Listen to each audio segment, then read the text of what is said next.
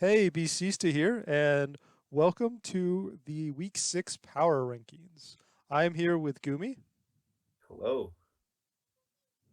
and we're gonna discuss the Power Rankings. So this is gonna be the first time Saki's not with us, so hopefully we're able to do a pretty good job.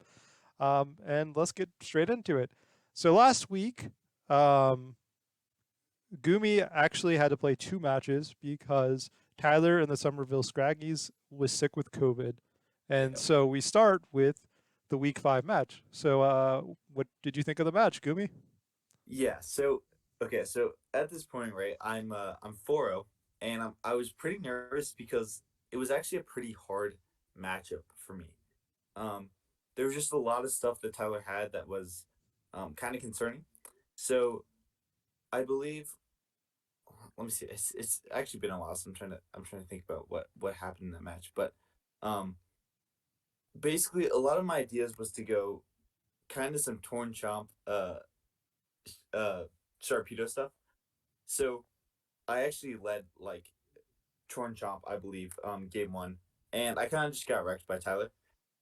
So he brought Obama Snow, and it's like it's not that I wasn't expecting it, but it did a lot better than I was expecting it to do, especially because um I had really thought about prepping for it, but I just didn't bring any answers to it in game one, and then things like just having Tailwind up with Northern kind of wrecked me. So game two, I decided to change it up. I go Sharpedo Heracross, and it just 4 Tyler's team. So he started out with, I believe it was Ndidi Abomastar, and so I just went for a crunch for Sharpedo onto Ndidi, and I went for a close combat onto Abomasnow. Ndidi had a eject button, which is really cool, but it really hurt him there, and so I literally just started going with Sharpedo and Heracross, and I 4 him game two.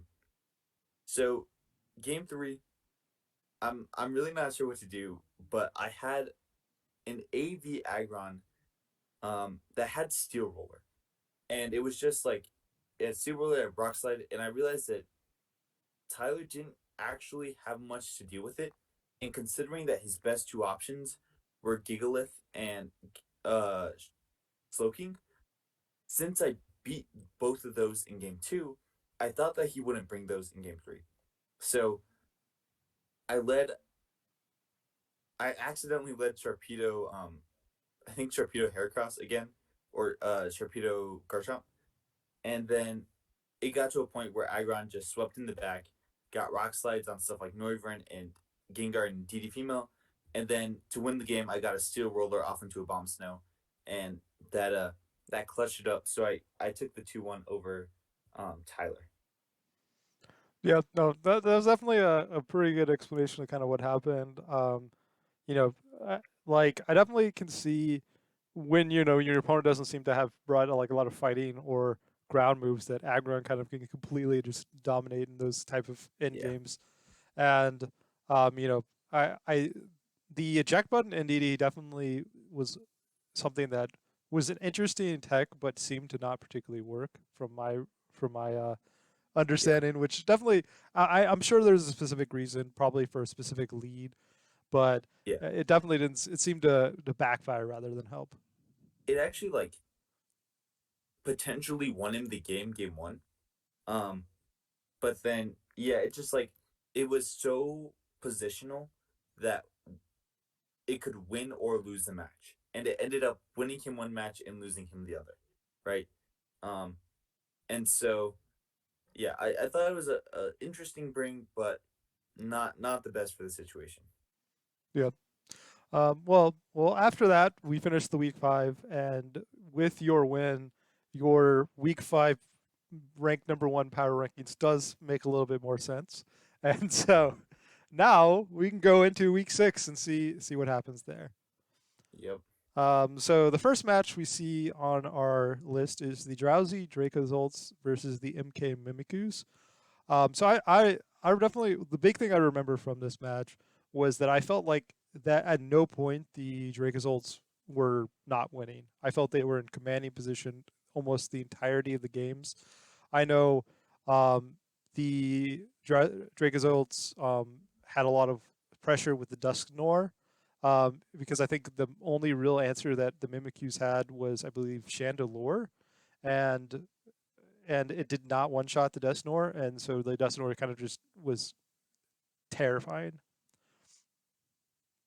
Yeah, yeah, I agree. I think everyone was really expecting a Mimikyu win here. They had just been kind of hot. I think they were on a 4-0 streak, and Dragazolts were not doing so well on a 0-4 streak. And this was a really surprising match. But one of the things that I think is important is that even though the Dragazolts were 1-4, they still put their best game forward to try and make that late season comeback, right?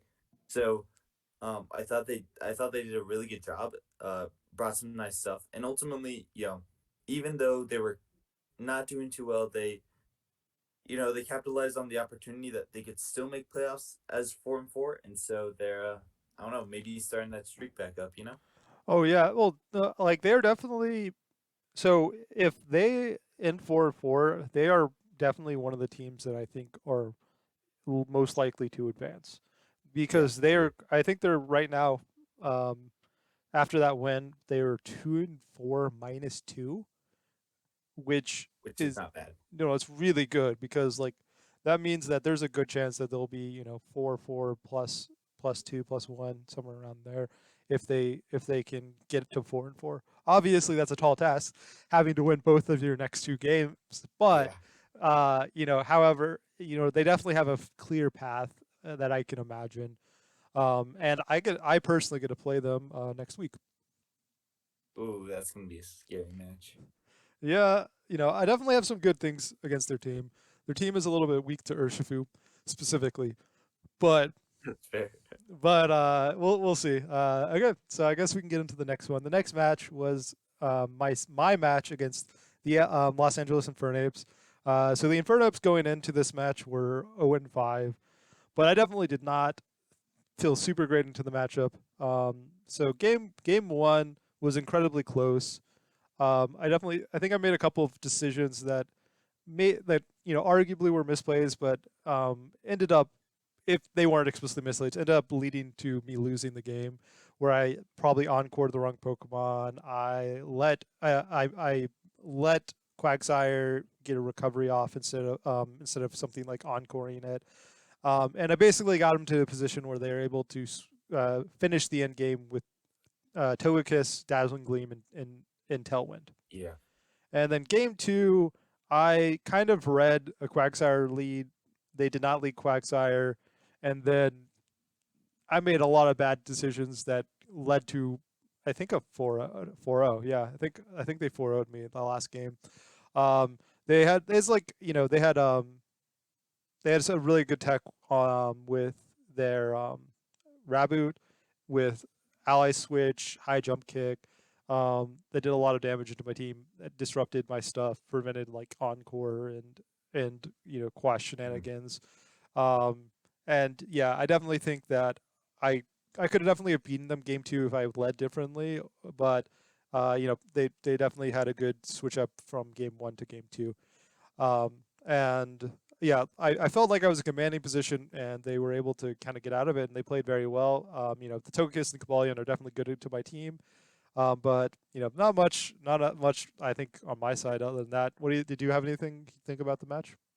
I mean, not really. I thought that they did play really well, and you know, as you said, the matchup seems kind of hard for you. I mean, specifically, Cobalion and Togekiss are not two mons you want to see on the same team when you're mono dark. Um, but yeah, I thought they did really well positioning Togekiss, and at game two they brought the wild card reboot, and they were able to take their first win. So props to them. Yeah, and so I think that they're pretty much out of the playoffs, but Yeah, it's definitely nice to get their first win. They're pretty new to VGC. I think this is their first time they've done a VGC draft, and they've definitely been slowly improving. And yeah, they've for been, sure. even though they had no wins, they started off 24th, and we were slowly moving them up. And now I'm sure they won't be last after their win against me in a very convincing manner. Yeah, for sure.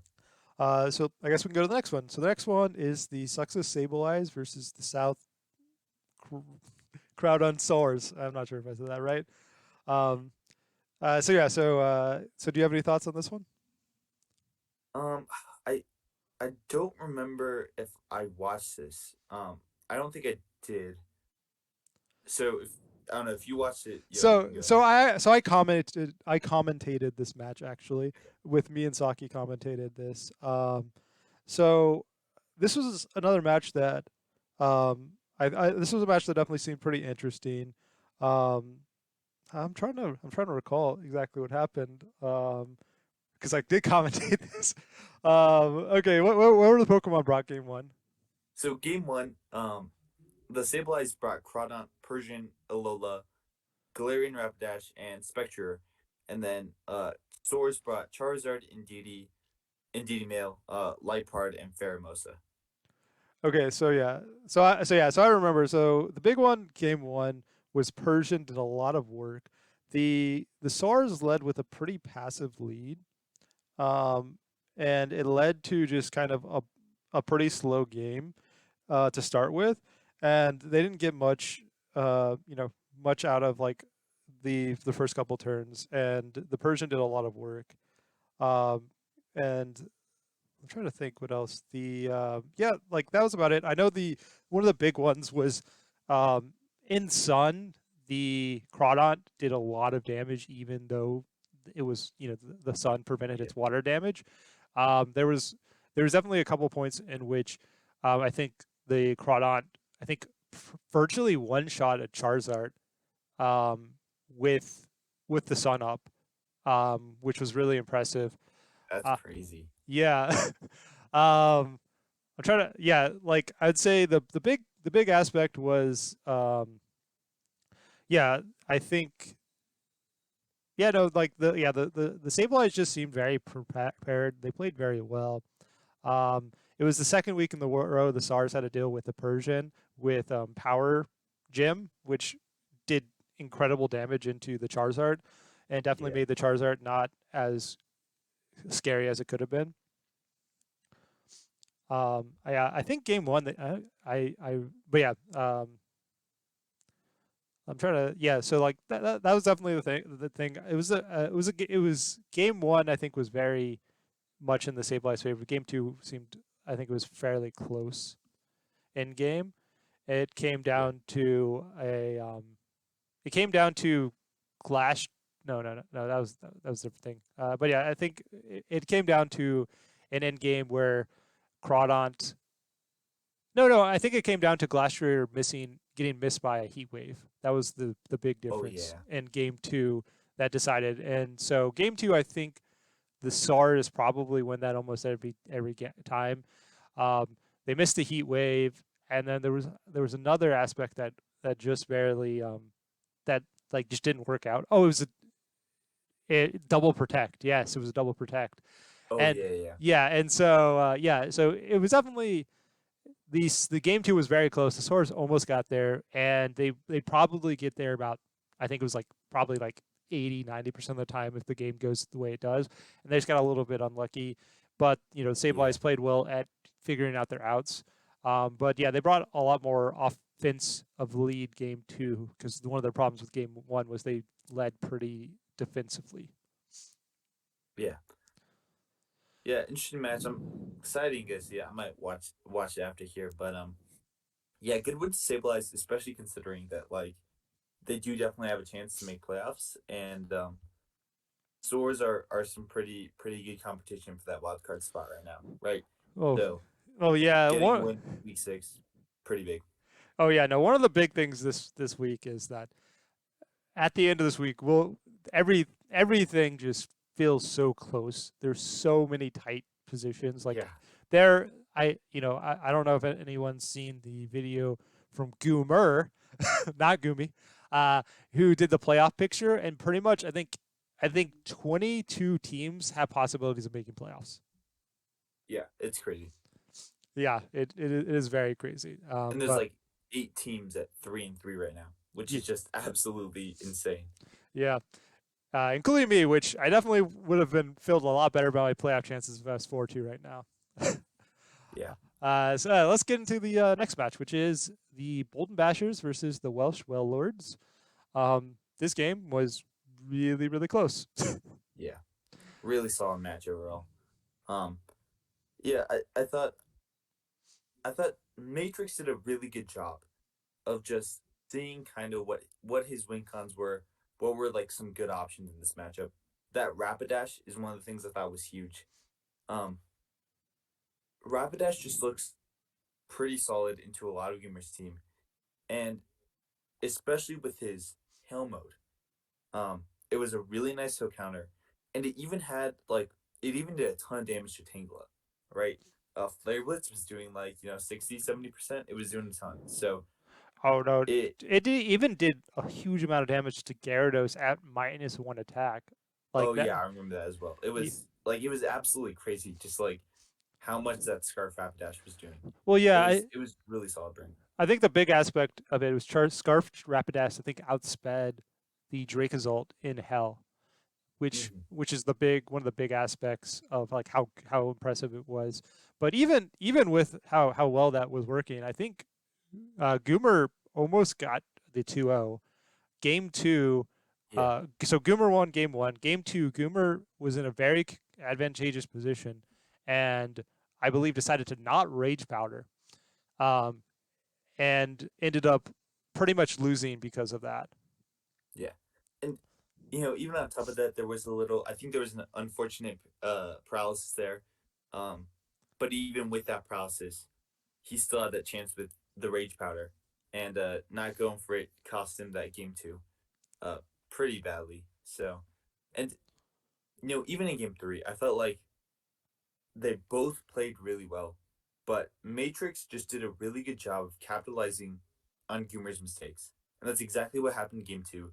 Is I think there was some maybe mistargeting on Goomer's end, and Matrix just capitalized on it. He pivoted his mons to where he had a favorable endgame of Rapidash versus Tangela, and he was able to take that game three, which was it.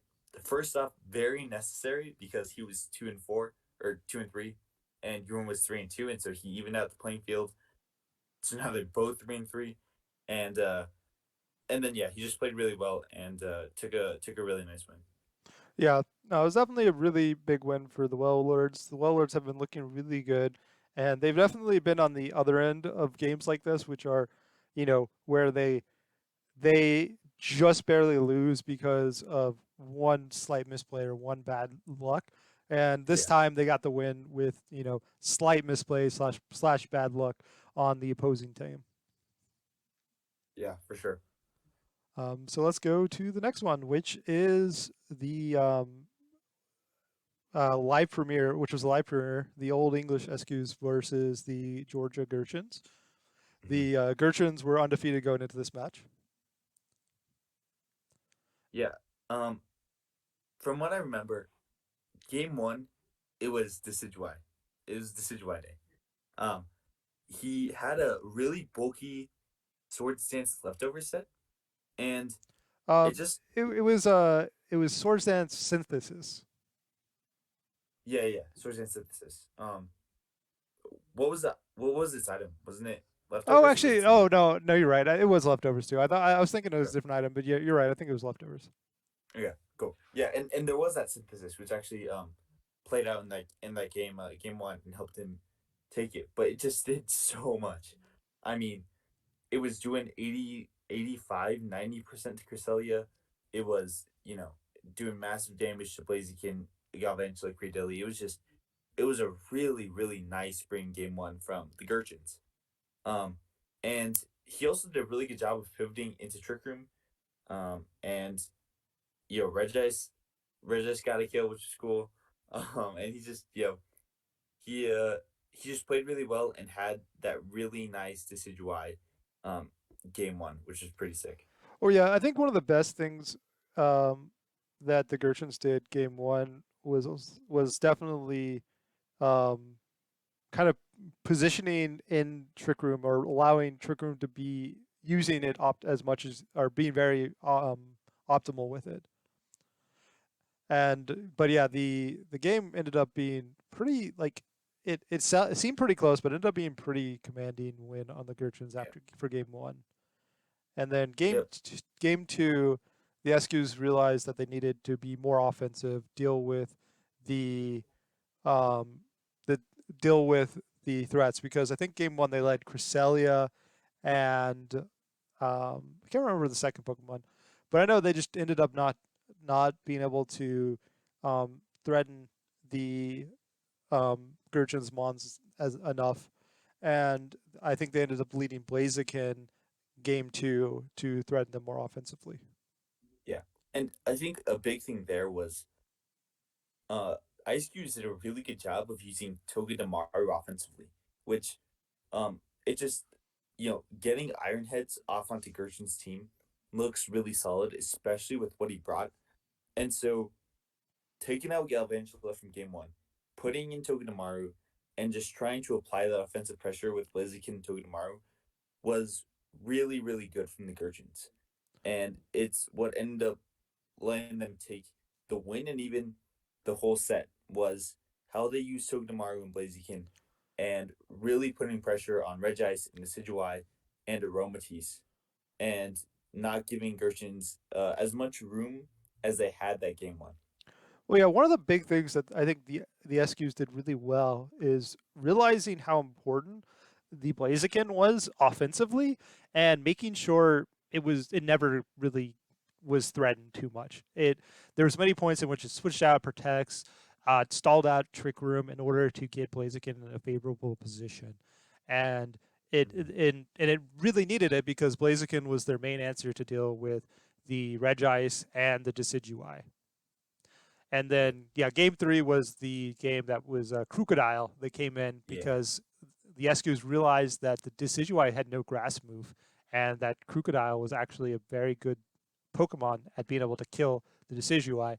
And so that game ended up kind of coming down to positioning the end game where it was Crocodile versus Decidueye.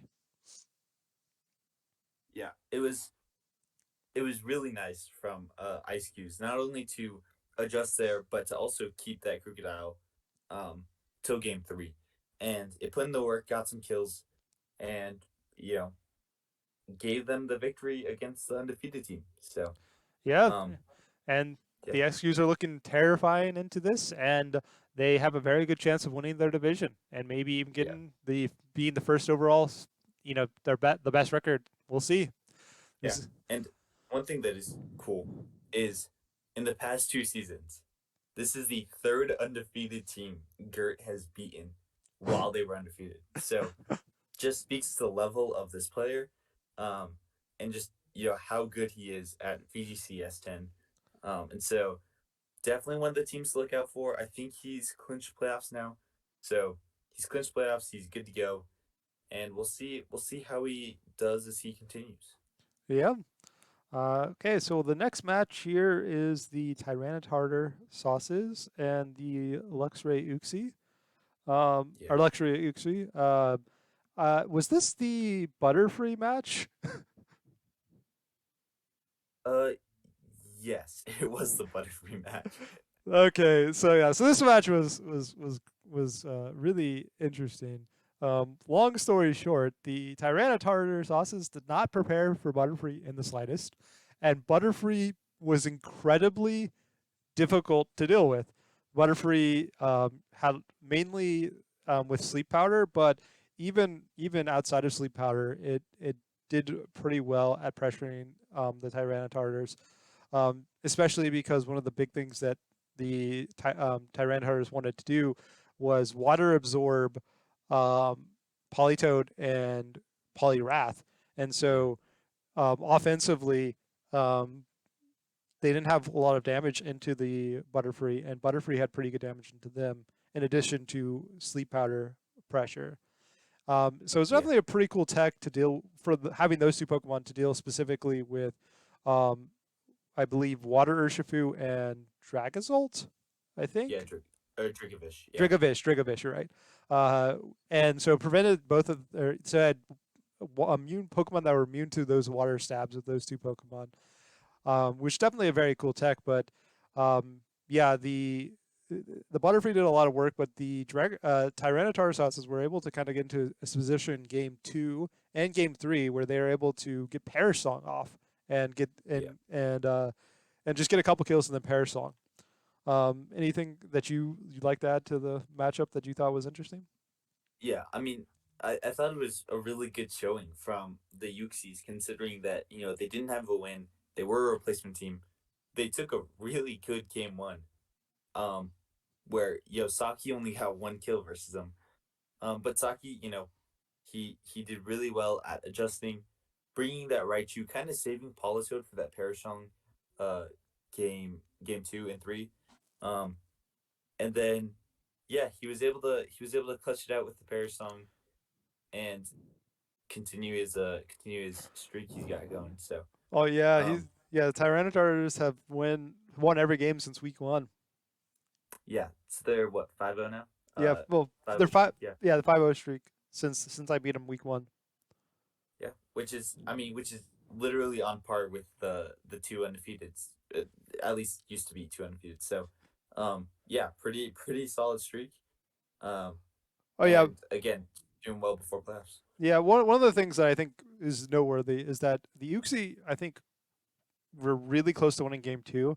Game two came Yeah, down to a one turn sleep on Politoed, where it was able to pair song. And if it had 2 or 3 turn sleep, I think the sauces completely lose. And so they got a little bit lucky to be able to squeak out the game two, but then were able to have a pretty convincing game three win. yeah. And one of those things, like when you bring Butterfree, and you bring Sleep Powder, you kind of have to expect a little bit of that. Um, but it still was a really good bring from the Uxies, and yeah, even Saki, a super solid player, barely able to squeak out that game two, but did a nice job game three, and yeah, took the win. Okay, well, next is the Somerville Scraggies versus the Pogging Porgons. If I remember correctly, I don't think there was a video of this match. I So, don't think so either. So Yeah, I actually do not know much of what happened. We can see that the Scraggies won 2-1, and were able to get to 3-3 after this match, and the Pogging Porgons also went down to 3-3 after their loss. But I don't know what happened. So can you tell the viewers a little bit what happened? yeah. So from the stats, what I'm seeing here, um, game one, it looks like Oakfree positioned Tapu Bulu and Lycanroc in an endgame against what looks to be like someone like Gigalith, Stoutland, and was able to take the win there. And then game two, it looks like Hyler went something like Gengar and Didi, did some offensive damage, and then this time he got Stoutland and Gigalith in a better position for the end game, and was able to beat the Tapu Bulu and Lycanroc. Um, then game three, Tyler brought the Slurpuff, which we know he kind of messed up and went Cotton Spore instead of Sticky Web, for the Bulu, and so uh, it seemed like that was kind of bad in his position, but he was able to win it out with Stoutland, getting 2 kills at the very end, so winning that in game. And yeah, that's really all I can see here. It looks like Stoutland kind of went in, and then Gigalith pretty much went in. And Okay. then on Oakfree's side, he did really well with that Lycanroc Dusk game one, but then it like got 1 kill the following game, so he wasn't able to capitalize on that after game one. Okay. Like it definitely sounds like well, one of the things I know Tyler's been saying is that they continuously lose game one and then able to adjust, which definitely a good sign for a player. Obviously not the best to always go down game one, but being able to adjust is a very important aspect of, Yeah. of Pokemon. And I'm glad they were able to get the win and have both of them are 3-3 and they both are completely in playoff contentions and Mhm. hopefully their next matches are good. I think we can go to the next one, which is the uh, Alexandria Arcanines versus the Royal Kingdras. This which one was so funny, man. yeah, which I think I also commentated. Did I commentate 3 matches this week? Oh yeah, yeah. It was this one soars in Premiere. Yeah, Okay, apparently, yeah. So, yeah, so I also commented to this one. Yeah, this one was an interesting one. Um, you can go first. What your thoughts are? yeah. So, I mean, you. I just want to jump to the sheer cold game Yeah, thing, we go to game right? 3. Yeah. So what happened was Kingdras were in a really solid position, and I think was it. I think they had Trick Room up, or it was the turn they were trying to get Trick Room up, and Dan had this sheer cold on Vanillix for Reggie Steel stuff, and he's looking at the position, and he has a 30% chance to win if he goes for sheer cold, and then I think he had like a the other thing he could have gone was like for a flinch or something, and so he's like, okay, I have a 30% chance to win this game three, and he went for it, and he got the sheer cold onto the Reuniclus, and that put him in a position where he was able to 2v1 the Beartic, and it was a pretty legendary moment. Well, yeah. So the big thing is like when I commentated, I watched it live, and so what happened was the Kings just had 2 Pokemon left. They had a Beartic and a Reuniclus, and Mhm. uh, the Arcanines actually had 3 Pokemon left. They had the Arctivish, they had the Vanillix, and then in the back they had Golurk. And so Yeah, I thought, in my mind, I'm like, it looks like the Arcanines are in pretty good position. And then they decided to go for this really, what I consider at the time, a really like greedy sheer cold. And then as the end game progressed, I definitely came to the realization that no, they needed to go for it. If they did not kill Reuniclus that yeah, turn, there's no way they win that game. And so they smartly, even though they had the Pokemon advantage, realized that they were actually in a bad position because Trick Room was up, and that they needed to get lucky to win this game. And yeah, so yeah, the outs game 3 were hitting a sheer cold, or my other option. The other option was getting a freeze with Blizzard. Those are the oh only yeah, options. And because they can't freeze Beartic, it would only have the ability to freeze Reuniclus. And so that's a 10% chance. So basically, they decided to go for the 30% chance over the 10% chance. And so they made the right decision. It just, as I was watching it live, I'm like, man, that was such a greedy decision. But no, it was completely necessary because they were, even though they had the Pokemon advantage, because Trick Room was up, they were in a very bad position. yeah, for sure. And I'm a Beartic stan. I love Beartic. It's one of my favorite mons. I almost drafted it this season. Kind of mad I didn't, but anyway, Dylan did a really good job positioning Beartic against his team.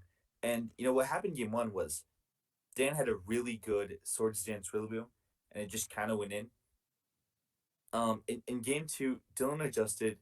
He did some scrafty stuff, and then he really positioned Beartic well in that game three, and almost took it. Which I just love Beartic, so that was cool.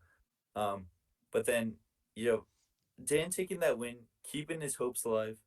Yeah, 30% chance to continue to have a playoff chance, and he got it. So Well, yeah, one of the things that I was very impressed though with this game on the Arcanine side is I think they did an incredibly good job at um, basically making Trick Room not be that good for the Kingdras.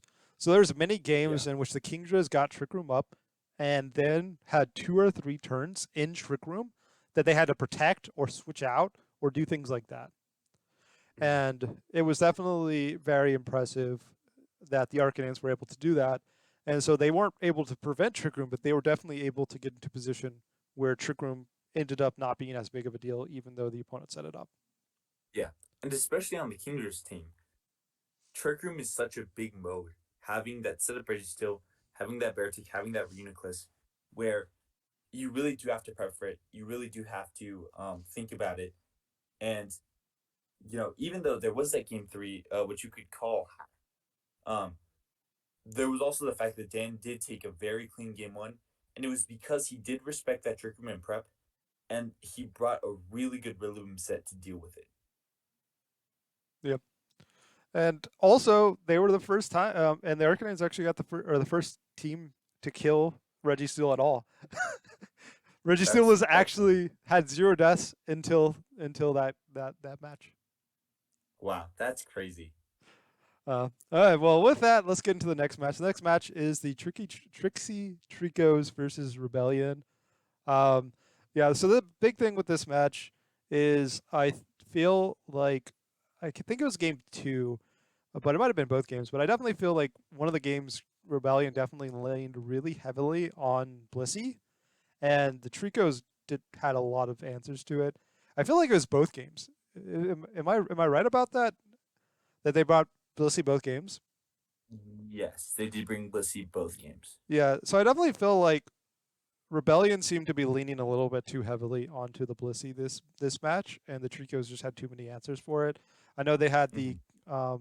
what is it? I can't remember the name of the move, but it switches the defense and special defense of Pokemon. Wonder Room. Wonder Room, yes, they did Wonder Room on Grimmsnarl to make the Blissey's special defense its defense stat, so they were able to, deal good damage with special attackers into the Blissey.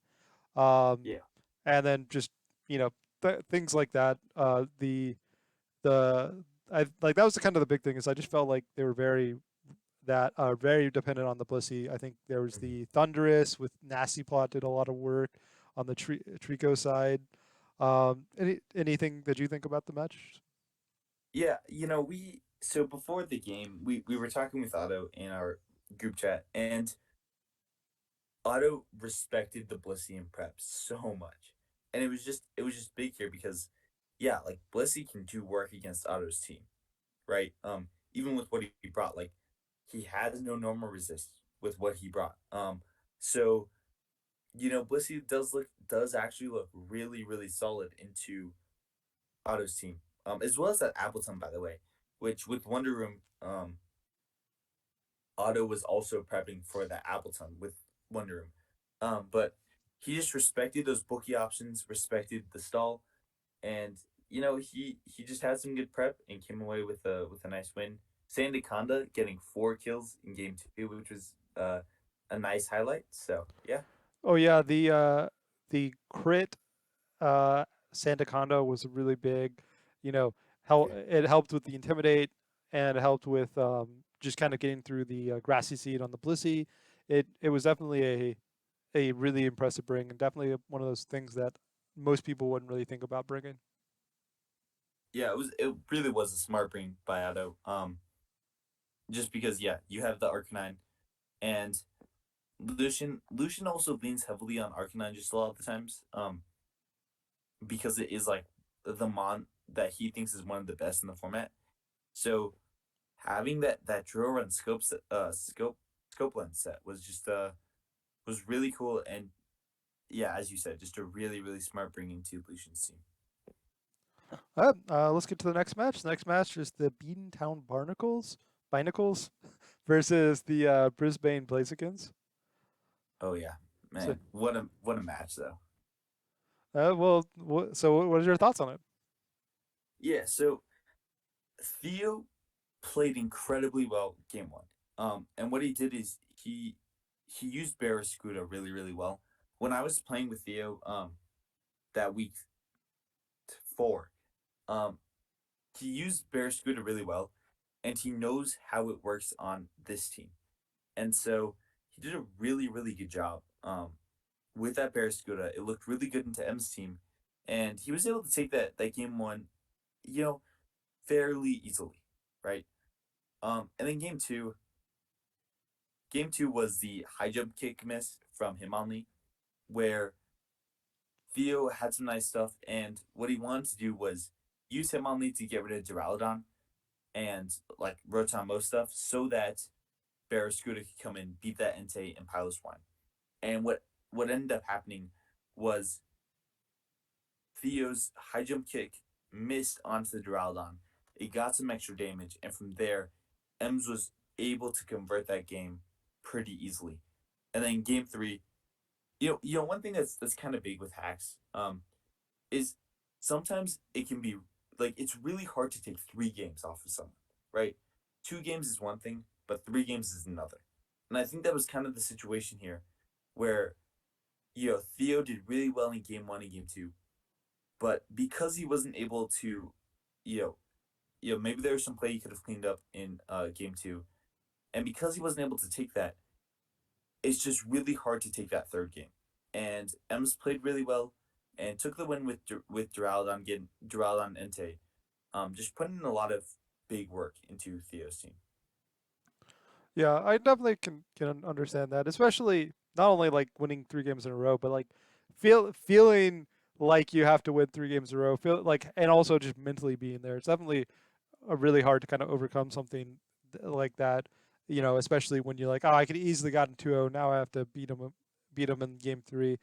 Uh, can definitely understand that. But yeah, the match, like I said, this definitely feels like, yeah, this is definitely one of those that was a really close match in the end, where it felt Yeah, like it could easily have been a 2-0. If that high jump kick hits, I feel like Theo almost certainly wins game two. yeah, but still, I mean, still really good play from Ems and some nice brings there, Yeah. and capitalizing on those mistakes. There's a lot of people who, when stuff like that happens, you can capitalize on those mistakes, but Ems did a really good job converting that and still being able to take that game three. So Yeah.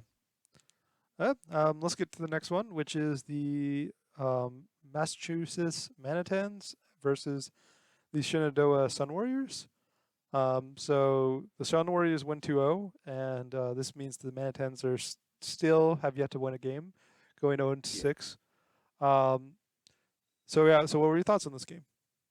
yeah. So when I was playing Manitans, the big thing was that Sun looks really solid into their team because they have rain to kind of counteract some of that Sun stuff.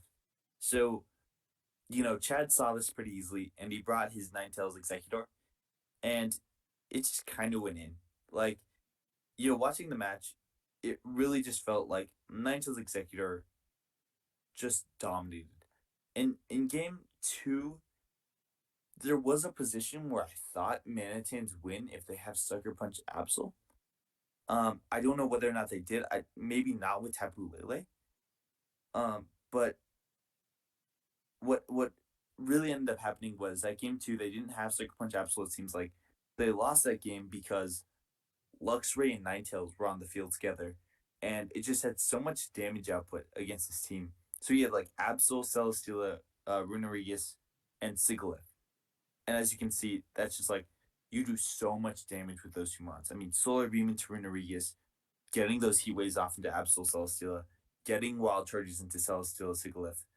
Um, so he just had the damage output. He got that 2v that 3v2 in position, but he had those two out, and yeah, capitalized on it and had some pretty clean 2 games. Well, yeah, one of the big things is just Heat Wave in the sun with Ninetales just seems so free on the Sun Warrior side. Like like they didn't seem to be in many positions where like it was a bad decision, or they had like clean switches ins or anything like that. Yeah, And then the Luxray having Intimidate to deal with some of the offensive threats, and I think having Wild Charge, which did a huge amount of damage in the Cell Steel, and then I think Ice Fang to target the Runerigus. And then I think, was this game one where the Manhatans try to do the huge power Aqua Jet into Runerigus with weakness policy, oh right? yeah, yeah, Yeah. with So the earthquake stuff. Yeah, yeah, like I don't know. So that was like a really, I don't know, risky read game one, and I did not agree with it, because seeing like Azumarill Runerigus out, if I don't know about you, but my first stance is like, I'm gonna kill Runerigus so they don't get up Trick Room, and so it seemed like a very obvious a double into Runerigus that turn. yeah, yeah. Agreed. It was just a nice game from Chad, and I think Mantan still got some sauce. But hopefully they pick up a game there, a win in their next 2 weeks. Yeah, I agree with that, and we can go to the final match of the week, which is you versus the Darmanitans, which I also believe was not recorded because I don't, Yes. because I So so yeah, you're gonna have to talk about because I didn't see it. yeah, it was. So basically, with the recording stuff, it was just a weird situation because um, that day my power went out, um, and it went out for a solid like 2 3 hours, and I didn't even think I was gonna be able to play this match. And then my recording was just like being so laggy, it didn't even look watchable, and so I stopped the recording about midway through game one. Um, you know, so I had a Defiant Tornadoes with Adrenaline Orb. That was kind of the thing I was going with. So game one, what happened was I was kind of in a rough position, but I was able to pull it out with Vikavolt. Um, just getting like bug buzzes and stuff, thunderbolts and stuff. So I was able to pull it out. At game two, so I had like this Stolly Ludicolo, which was Leech Seed, Synthesis, Leftovers, Protect, Muddy Water, and I let it, and I just like didn't go anywhere. And so he took game two. So game three was the big one because his main bring was this Tornadus Therian with Icy Wind, and Scarf Serene. And it just made it really hard for me to play the game. Especially because I didn't have Prankster Tornadus to like get tailwinds up. So with that being said, there was a position where I was going to go for a play where I was gonna protect with Sharpedo, and I realized it was too obvious. And I went to back out and switch stuff up. But the problem was I had crunch on Sharpedo and I think my it was my Garchomp. And so I thought I was in the Sharpedo screen when I was actually on the Garchomp screen. Um Oh, and that misplay cost me that game three. Now, that being said, Calopsia still played great. And like, I can make those excuses, but like Calopsia outprepped me and outplayed me. And I thought he just had some really good brings with that Scarf Serene. Um and that Tornado Syrian was such a pain, man. It was such a good bring. So, you know, he beat my undefeated streak and he got his first win. So we both lost to people who were winless. Um but Calypsia got his first win and yeah, he played really well. And I was a little bit frustrated with the recording that I wasn't able to get that up. But um, that being said, again, Calypso just played really solidly. That Icy Wind Torn just kind of messed me up pretty badly. oh yeah. No, that sounds like a pretty interesting match. I'm definitely sad to not have got to see it. I like the Defiant Tornadoes with with a General and Orb. That seems like a fun set. But Yeah, definitely sad that you lost your undefeated streak. But definitely nice that the Manatens are able to get their first win.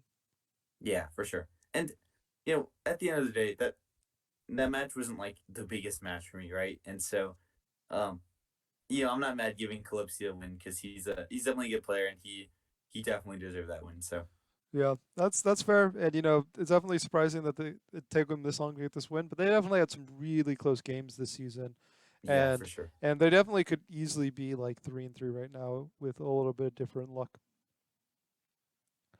Yeah, Huh. But with that, that's all the matches. So let's get into the power rankings. So up first is 24th, and it is the Massachusetts Manitens. yeah, So I think the biggest thing about the Manitens, they're 0-6. They're at -11, which means they have won a total of one game this entire season. And I think that's probably the biggest reason they're in last place. yeah, for sure. I mean, yeah, they have the worst differential in the entire league, and yeah, it's just rough to see Taco down here because he is a solid player. He's had some nice stuff in the past. Um, but he just had a bit of a rough season. And Yeah, only one game win. yeah, and I think one of the big things they also like in their draft prep video, they kind of mentioned that they kind of decided they were like hardcore focused on going and what they considered like a rain mode and like a very rain centric in their draft, and they've made many trades since then to kind of improve their team a little bit, but Yeah, for sure. I think they kind of went a little bit in their draft they went a little bit overboard and with with certain aspects that didn't they and ended up not working out as well as they hoped. Mhm. Yeah, for sure. So let's go up to number 23. 23 is the Luxury Uxie. Yep. This is the only other team without a win. Again, they played really, really well against Saki. So, and I've played Extrixon before. He's a really, really solid player. So, um, just kind of unfortunate with the whole replacement scenario. Um, but Yeah. yeah, I mean, still, still not last. Still getting some wins. And really against such a solid player such as Saki. So, Well, yeah, I think this week they're playing against the Infernapes. And yeah, so we'll see if they can get their first win against the Infernapes. Their team, like I said, their team looks very good. It's I think a very offensive yeah, team, but they played very well against one of the better teams in the draft. And I definitely think that though they haven't gotten a win, they seem like they have a reasonable chance. yeah. Agree. Let's go up to 22, the Los Angeles Infernapes.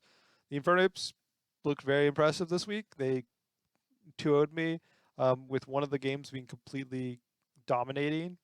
Yeah, They had some pretty good prep, including, they had some pretty good prep against me. They made some good plays. They had a couple of games previously that they were also pretty close with. Um, but with with with their win, they're looking pretty good. yeah. Agree. We can go up to 21, and that is the Norwegian Manatens, who got the win Yep. against you this week. Yeah, Um, I mean, same situation with you. Our demons coming up, getting some wins. And yeah, he had some nice stuff, and able to. I don't actually think he rose up in the rankings any. Just because all the all the O5s were pretty close, and uh, I don't think anybody else has one loss. So, yes, yeah. uh, yeah, So they're the highest one win team. There's happens to only be two. The Darbanatans have had many close matches, but have kind of just fallen short until this week. yep. So we can get up to number 20. Or woo, I missed. That was my bad. 20 Rebellion. I missed. Didn't change the number in on it. So Rebellion's 2-4. I think Rebellion's been doing pretty well, but my biggest complaint with them, and which is why I think they're the lowest ranked 2-win team, is that they've seemed to be relying heavily on Blissey in recent history, which Yeah, is it's like Blissey's a powerful Pokemon, but it's not consistent if you rely too much on it because it's a Pokemon that there's a reason it's not seen a lot. It's the yeah. reason is oh yeah. It's a tier 4 for a reason, right? As you said. And so but other than that, like again, Rebellion has a couple of good wins, but um, you know, they definitely didn't look great in this last week against Auto, but then again, Auto does make Is everyone look Auto. pretty bad. Yeah. So let's get into number 19. Like I said, that's supposed to be 20, not a 17. 19 is the Drowsy Dracozolt. The Hmm. Dracozolt had a very impressive win where they looked very good this week. Um, yeah, like they're 2-4. They had a really close match against I think Matrix earlier this season. They had a pretty close match against quite a few teams. And and you know uh, they're playing me this week. Yeah. So yeah, as you said, just had some nice stuff. They beat Sam week 1. And taking a win this week against a pretty solid player is just is nice stuff. So um yeah, just trying to see how many wins they can rack up before the season ends, and maybe sneak in the playoffs. So Yeah. Let's get into the number 18, which is the Alexandria Arcanines. The Arcanines, after starting 0-4, are now 2-4. They were the preseason number one team, which the reason is their team looks very good. mhm.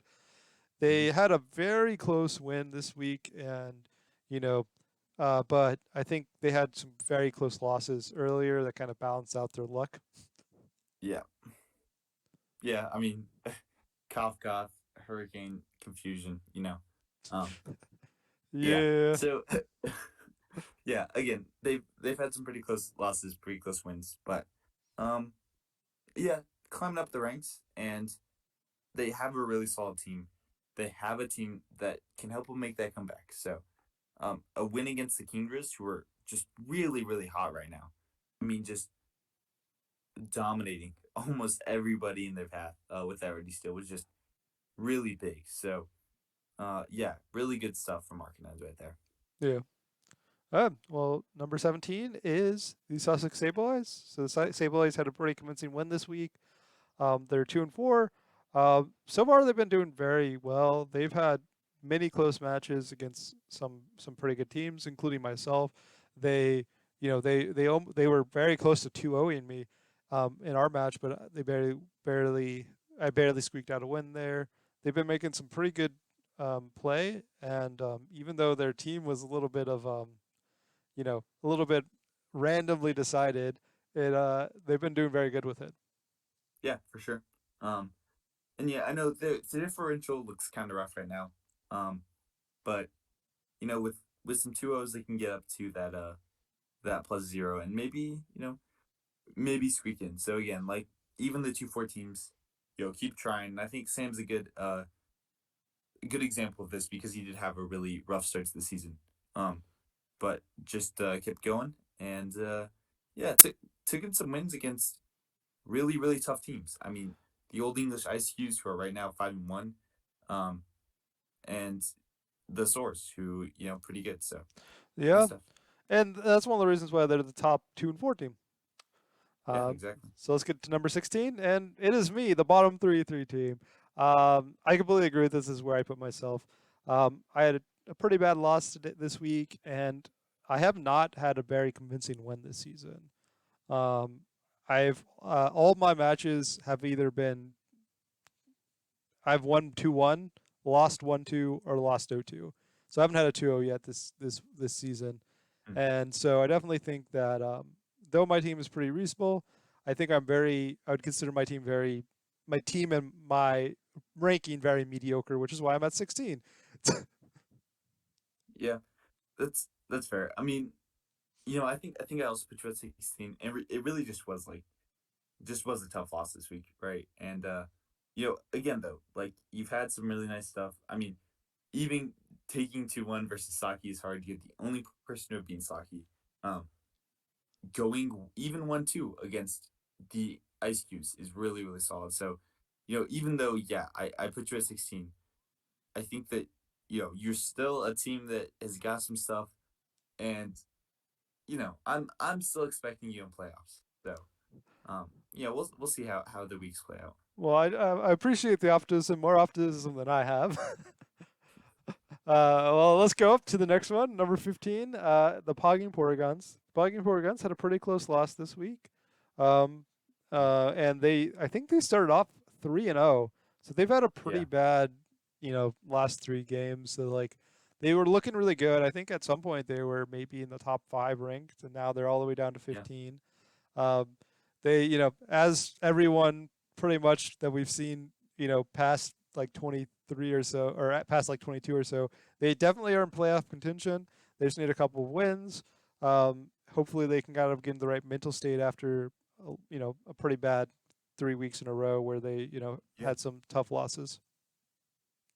yeah, and get, being in a position where you have a couple losses and you're on that down streak, it really just is important to keep your mental state as optimistic as possible and really focus on your prep.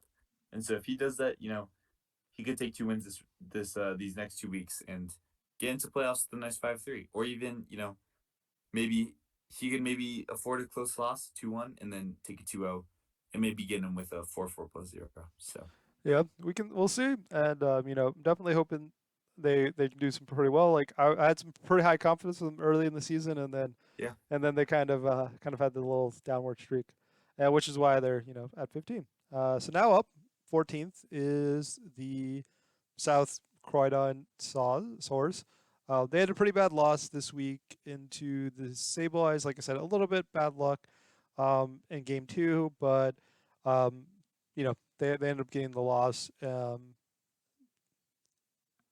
Yeah, and Swords are still a team that have done really well against solid teams. Have a chance at that wild card or maybe even a second seed. So I still, again, this is a we're in this position where, again, 22 of the 24 teams are all in a position to make playoffs. All of these guys are really really strong, and the Swords are no exception. They've got a nice team. They've been playing pretty well, but just kind of had some rough losses against Goomer and Sable Eyes, with a little unfortunate luck. Oh yeah, like both of those games had a little bit bad luck on both of them, and they definitely could have easily have won the last two games, but with their losses, they're here at 14. Mm. So let's go up to number 13, which is the Somerville Scraggies, who are 3-3 plus 0. So yeah, the Yep. Scraggies, like I said, I personally really like their team. I think it's very good. They've had some very good wins, and most of their losses have been really good teams. I think their losses were against you, against uh, Theo and Theo, Otto. and Otto. No, Or no, they no, beat not Otto. Otto. They They beat beat Otto. Otto. Yeah, Yeah, well, that's what I'm saying. Is like their losses, like like every person they played has been very impressive, if I recall, yeah, and their losses have all been pretty impressive. This is one of the reasons I personally ranked them high. I ranked them high because they just hadn't had any, you know, bad losses, and all their wins were also impressive. yeah, for sure. And we still think like the Porygons are a solid team, and taking a win against them, clutching that out is still really really big. So I mean, they were in a position that wasn't great starting out. They were like 1-2, 2-2, 2-3. Um, but they've been taking wins, and I think they're in a pretty solid position to make playoffs if they just kind of grind out those last couple games. So You. Let's go to the top half of the teams. Number 12 is the Royal Kingdress. yep, yeah, So yeah, Royal Kingdress had very good three wins in a row, and that they just lost with. The Reggie Steel has been doing incredible work for them. Um, they kind of and this week they barely lost. They lost off of a off of the freeze, no, not the sheer sure cold, cold. yeah, There we go, the sheer cold. And in addition to that, they are 3-3 plus 3, which is pretty much the highest they could possibly be, I think. yeah, it is the highest. Yeah, even though they took a loss this week, I mean, I still think they're such a threat, man, and um, they really know how to use this team. And again, 3-3 plus 3, best differential you can have at a 3-3, and so they're looking really good. I mean, I think they're probably they're the 3-3 team that I think is most likely to make playoffs right now. So, um, they're obviously just looking really really nicely, um, and they have a pretty tough match against the Portugans this week. But if they take that, they're in a really really solid position. Yeah. Let's get up to number 11, which is the Bolton Bashers. So the Bolton Bashers, they had a pretty close match this week. They've been doing pretty well overall, and they've definitely have had pretty good use of most of their Pokemon. Mm. Um, any thoughts on the Bashers? I mean, not much. I think Goomer is just an incredible player, but just not the best season he's ever had. So, still looking good though, and is top 12 for a reason. So, yeah, just looking to see how we closes out the season. Yeah, yeah. The Bashers definitely had some very interesting games. Like I feel like they've had maybe 3 weeks in a row where the games came down to random random crits or like slight misplays on either team's side, things Yeah, like that. Like they've just been such close matches that all have had like these very strange endings, and so hopefully the Bashers can get a nice clean win and not have to deal with any of this like stressful matches. Yeah. So finally, we're at no, no, not finally, 10, which is the Beantown Barnacles. We have so many 3-3 teams. Yeah, that's crazy. Um, and yeah, I mean, Theo's also started 3-0, just like the Portugons. And bit of a downward streak. I think the thing that really differentiates himself from a lot of these other 3-3 teams is that, his loss was also a pretty close loss, not that bad. Same with the Kingdras, right? Is they're still pretty high. They're still in that top pack. Um, because even their losses have been kind of close. So, Well, yeah, and even like against me, he made a misclick, right, to lose. So, well, um, yeah. Not only that, I think the Beantowns have had really close matches. They also have had just a tough schedule. They fought yeah, you, Otto, the Blazikens, um, in the last 3 games. I think. and yeah, and I think they have Goomer and Dan next. So not an easy schedule, Yeah. like at all.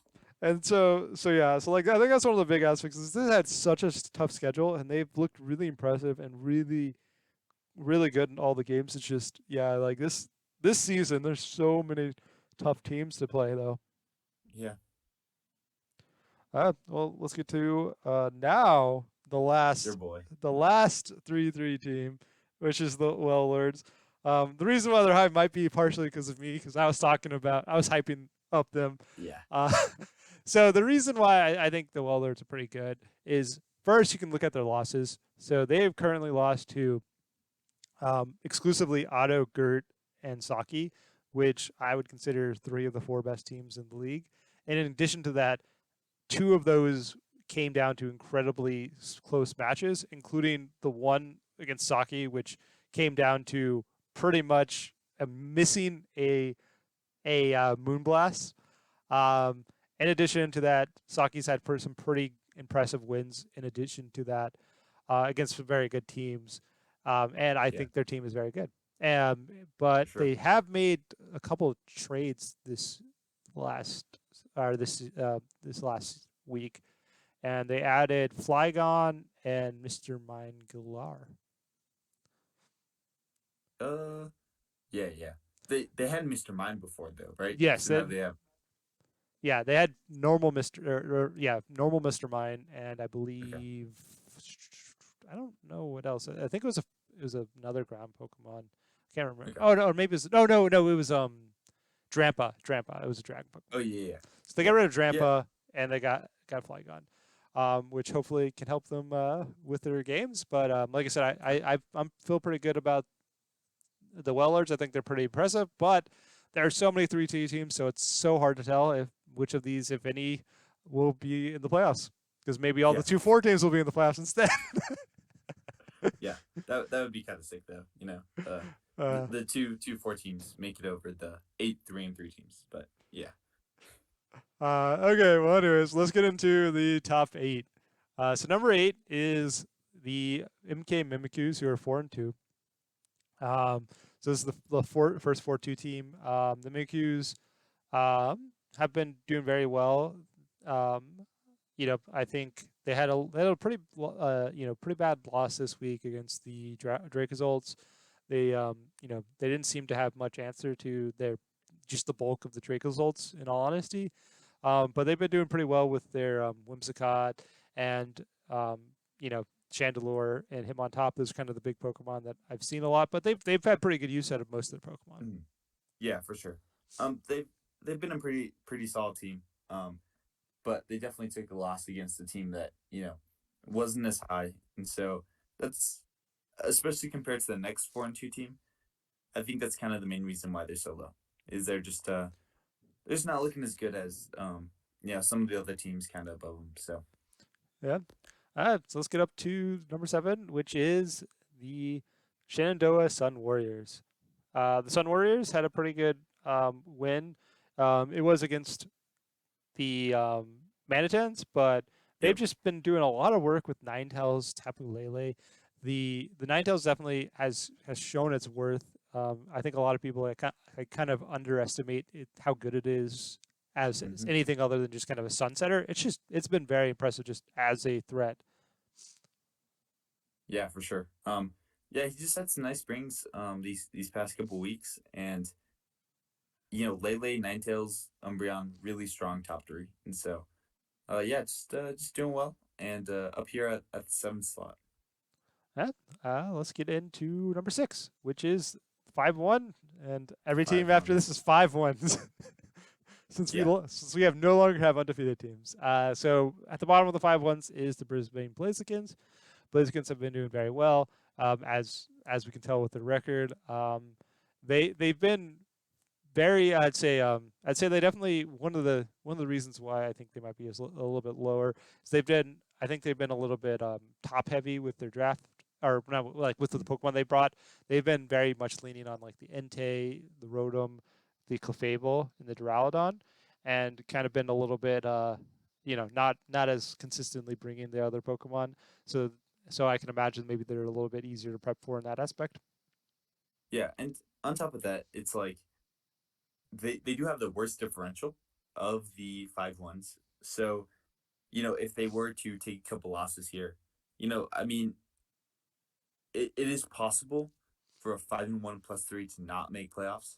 Um, and Ems is the only 5-1 team with that potential, while all the other teams can make playoffs, even if they were to lose just straight in a row. So, on top of that, it's just like they've looked really good, but they've also had some matches that weren't as strong as some of these other teams. So, Yeah, uh, and then still really solid.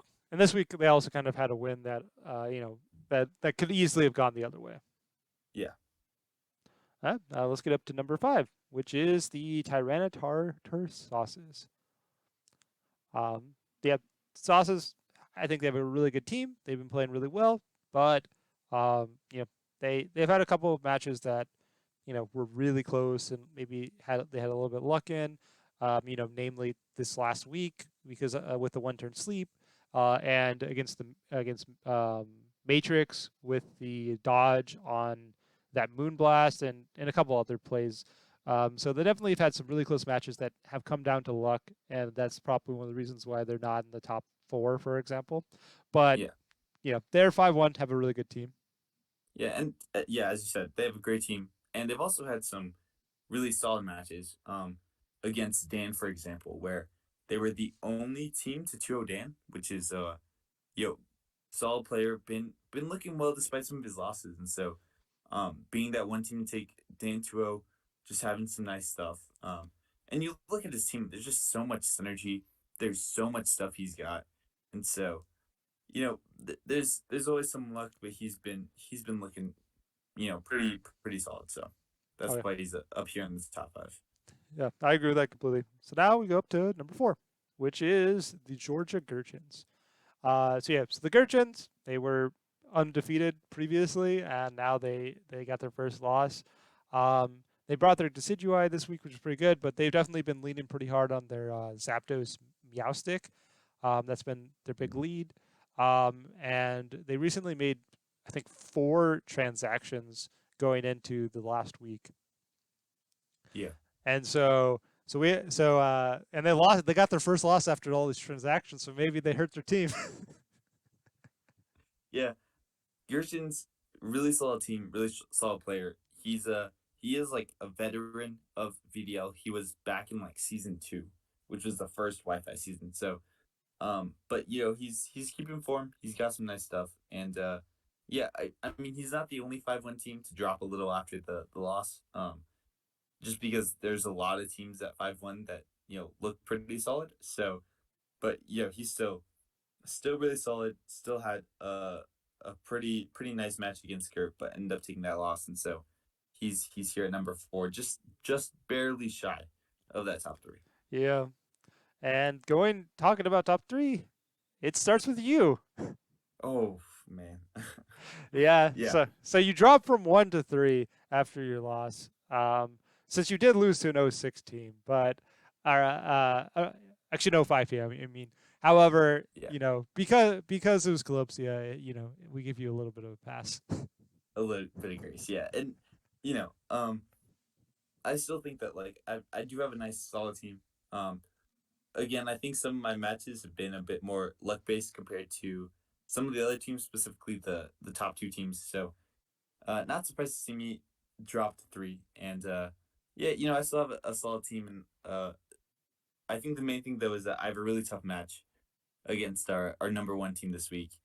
And so it's just gonna be a bit of a rough end season, and I haven't been looking as good as the number one and two teams. So Yeah. pretty, decent Well, yeah, placement. I think you've been looking good, but I agree. I think the next two have been looking the best, in my opinion, which starts with number two, the Old English Eskies. Um, Yep. like, not much to say about them except they have had really impressive wins. They've been looking really good. Their team is very scary, and you know, their loss was very close. Yeah. I mean, Gert again is just such an insane player, and yeah, I just think he's just got some nice stuff and been looking top notch. And he has the second best differential out of the five ones. The only person who's better is our number one, but he's just taking wins pretty easily and having close losses. So um, just some really really nice stuff from Gert and the SQs. Yeah. And talking about number one, here we are at the Trixie Tricos, who are 5-1 at +8. Um, there's not much to say about them except they have won really convincing games in a lot of the games Yeah, they've played. Their one loss, a lot of people would say was probably unlucky that they lost it and probably could have won it or maybe should have yeah, won it. Um, their their gameplay has been very impressive, and yeah, you know, anything to add to it? yeah. I mean, yeah, I mean, you said it all. Like he's just an insane player. And yeah, his one loss, he had that game too that was bad. But like even other than that, I think the only game where he hasn't looked too great was that game three against Tyler. And so, I think you could point out multiple games from almost all of these people that weren't looking so good, but Otto's just right up here at the top because, he is a really, really incredible player and just hasn't hasn't looked bad at all. Just looked really, really, really solid. So Yeah, and it helps that they're the reigning champion to also be a little bit yeah, confident with their ability to play. for sure. Well, with that, we can kind of go into the final slide. This is all the teams together in order, so you can kind of see them a little bit clearer. Yeah, no. So, like I said, I think, yeah, 20. Every team from 1 to 20 has a chance to make playoffs, Mm-hmm. and I think only a handful of them have clinched playoffs guaranteed. But yeah, this is definitely a crazy that we're this far into the season with that many teams that can make the playoffs. Yeah, agreed. Even last season, it was just there it wasn't like this, right? And so, just a really really competitive season. Top players all around. I mean, I go from 1 to 24. I just see a lot of solid coaches, lots of solid teams. So Oh yeah, yeah, and just keep and it up. like, oh yeah, and like the thing is like even a lot of the teams that are like 21 to 24, like they were a couple of plays, a couple of like decision points that they could be in the playoff hunt too. It's like it's Yeah, definitely impressive how strong the season is now that we have the VDL-V and the VDL-S. yeah, for sure. Just really solid. And again, if you're that 2-4 team or that 3-3 team, just keep pushing, try and get some wins here. Um, and you know, if you're one of those 5-1 teams, I mean, there's 6 5-1 teams and there's 4 buy spots, right? So a big thing also that isn't being as talked about as much as these buys are really important, right? There's me and Otto for one division. There's um, Gert and Saki for another division, and so it really is about getting these buys, getting these wins for playoffs, and yeah, just clinching out the rest of the season. Yeah. Well, with that, I think that's all we got. Unless there's anything you want to say. Nope, I think that's it. Okay. Well, everyone, thank you for watching, and I hope you all enjoyed.